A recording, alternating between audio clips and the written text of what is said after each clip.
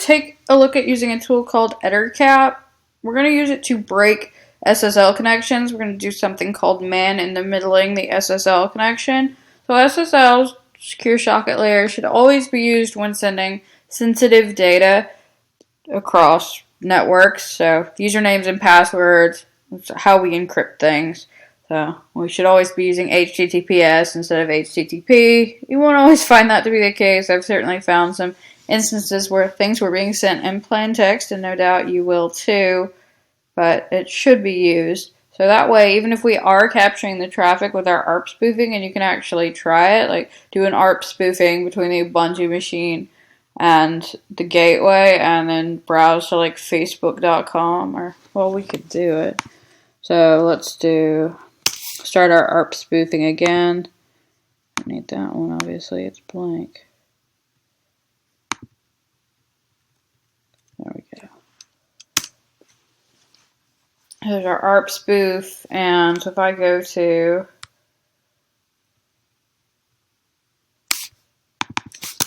facebook.com,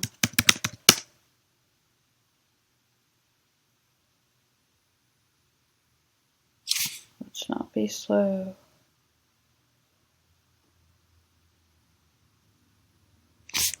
I'll do that backwards or something. No, that should be right.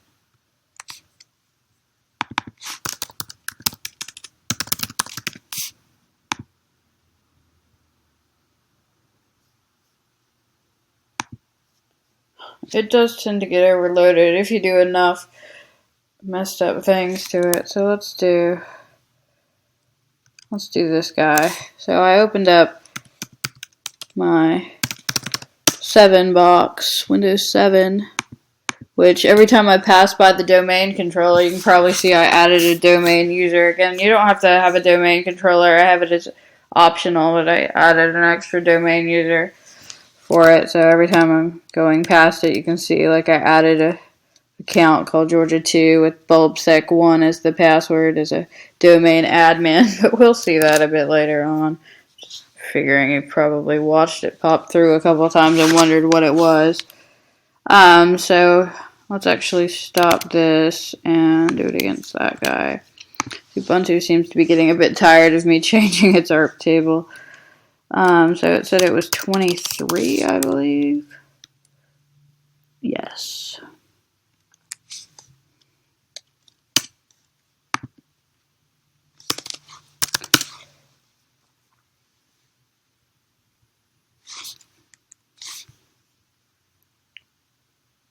One other thing I might want to check is make sure that my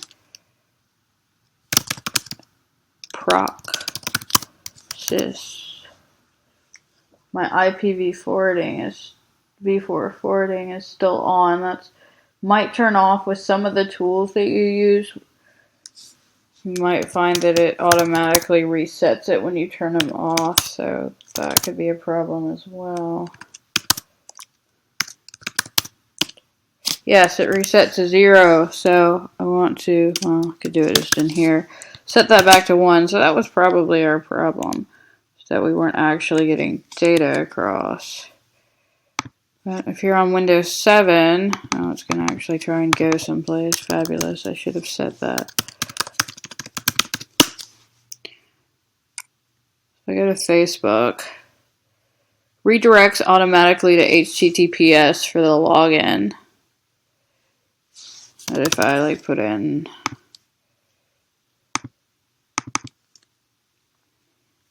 why are you so slow? It's not like this thing that old.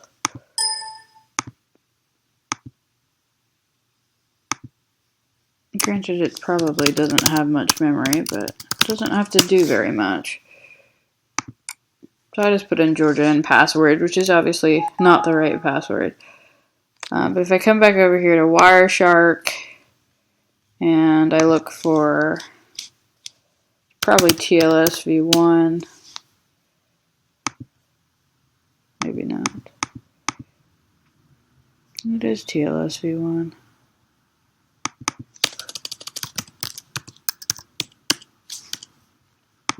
So So that's not a valid filter, even though should be able to filter on the protocol, but okay, whatever.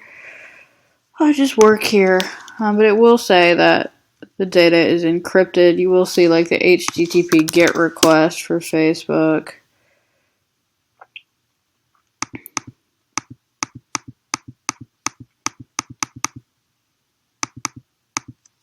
If we go up far enough, you will see it.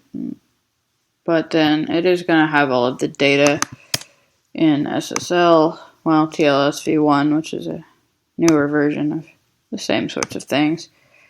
Alright, so what we want to do from here is actually get rid of our ARP spoofing. So we are still able to capture the traffic, but we aren't able to see anything interesting. So what we want to do is actually use a tool called EtherCap to see if we can break this SSL connection. This is going to cause a certificate error. And if you're not familiar with how SSL works, there are a couple slides on it, but I encourage you to go a little bit farther than that and do some research about what's up with these certificates and things. So, I mean, there's only so much we can do in the slides. So I'm going to use EtherCap. Text-based interface is going to be ETH0 again. And it's going to do its own ARP spoofing. And this is the syntax for it. And when we stop it, it is going to turn off that IP forwarding. So that is going to be something we're going to need to reset if we want to continue doing ARP spoofing manually. So, oops, 1.23.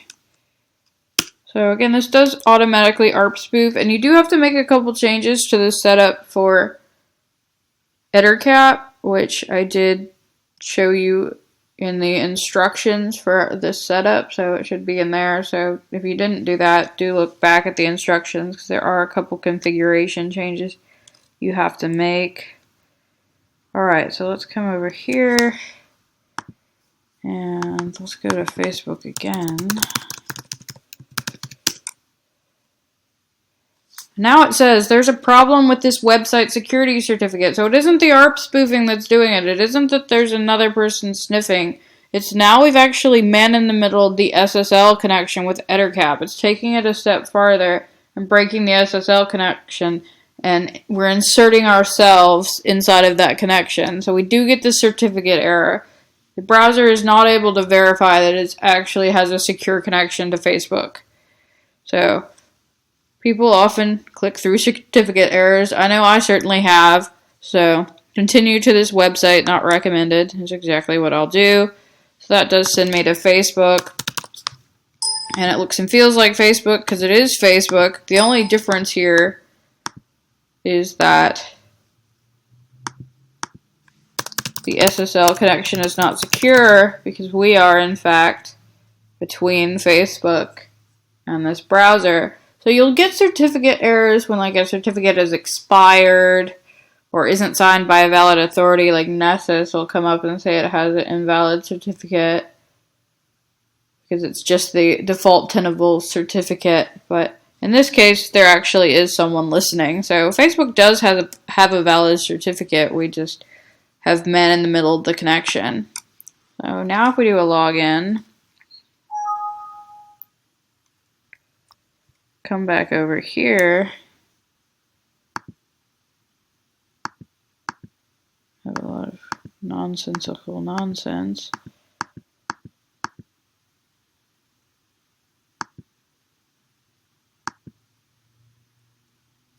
So if we go up far enough, because it is seeing all of the stuff that's coming through, we actually see that this time the email, again I set the email as Georgia and the password is password. Obviously Georgia's not an email, and hopefully no one's Facebook password is password, so probably somebody's is. So login.php and Georgia and password. So we are able to get plain text credentials out of it.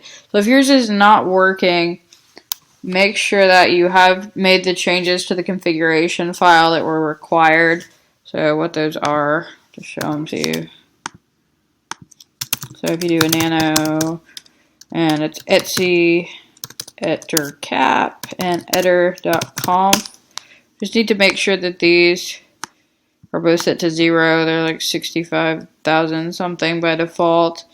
And we need to make sure that our IP table rules are uncommented.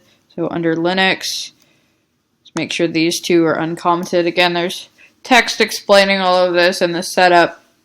It is one of the few tools. You do have to make changes too. So just make sure that's working. And another thing to note is that ettercap does turn off that IPv4 forwarding. So you are going to have to turn that back on. So that's why I had that problem when I was trying to show it at the beginning, is that I had used ettercap previously to test it before the video and didn't set that back. So do keep that in mind as well. So this did allow us to get SSL data, but it did rely on the user clicking through the invalid certificate. So maybe there's something we can do to take it one step further.